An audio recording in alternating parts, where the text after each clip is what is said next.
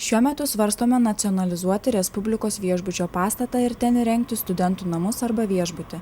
Kauno meras pateikia numatomų veiksmų planą, kuris bus vykdomas viešosios ir privačios partnerystės pagrindu. Aš matau galimybę, perspektyvą tokią, kad jeigu miesto savivaldybė, sakykime, imtųsi priimti sprendimą, paimti šį pastatą vaiduoklį visuomenės reikmėm, kalbantis su universitetų rektoriais, su studentų atstovybėmis, galima būtų pritraukti ir privatų kapitalą, sakykime, bendradarbiaujant, pasirašant, kad, sakykime, atitinkamos statybų kompanijos įrengtų patį viešbutį ar studentų namus, o paskui atvykstantis į Kauną studijuoti studentai galėtų nuomotis kambarius, mokėti atitinkamą mokestį ir, sakykime, panašiai kaip ir Klaipėdoje, kur statyti viešosios ir privačios partnerystės pagrindų statyti bendrabučiai, lygiai taip pat galėtume per eilę metų išsimokėti statybininkam rangovam už šito pastato sutvarkymą.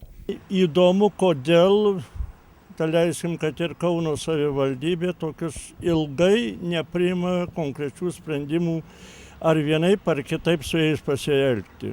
Pasak Kauno mero, ilgas derybų procesas su pastato savininkais tęsiasi dėl pastarųjų principinės pozicijos ir godumo.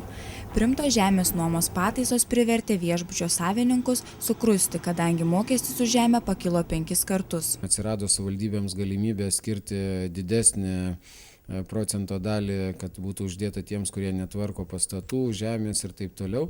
Tai dabar matome, kad savininkai lik ir pradeda sukrusti, nes jeigu anksčiau už metus reikėdavo mokėti 20-30 tūkstančių žemės nuomos mokestį, dabar jau reikia mokėti 120 tūkstančių.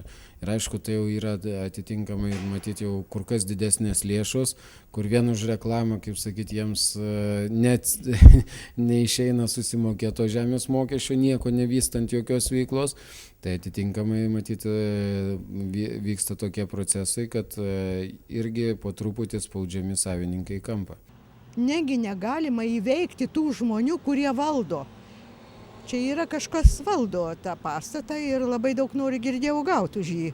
Buvo ne vienas atsiradęs potencialus pirkėjas, kuris siūlė ir nemažą kainą už tą objektą, bet savininkai vis tą kainą kėlė į aukštumas, o, sakykime, po ekonominės krizės, sprogus nekilnojamo turto kainų burbului, tos kainos krito į žemumas ir jie liko, galima sakyti, prie suskilusios geldos arba prie to paties vaiduoklio. Mano nuomonė, aš juos bausčiau už tokius pastatus, aplamai ne už šitokį, už visus tokius negražius, nedabaigtus pastatus nusipirkę, aš tikrai juos bausčiau.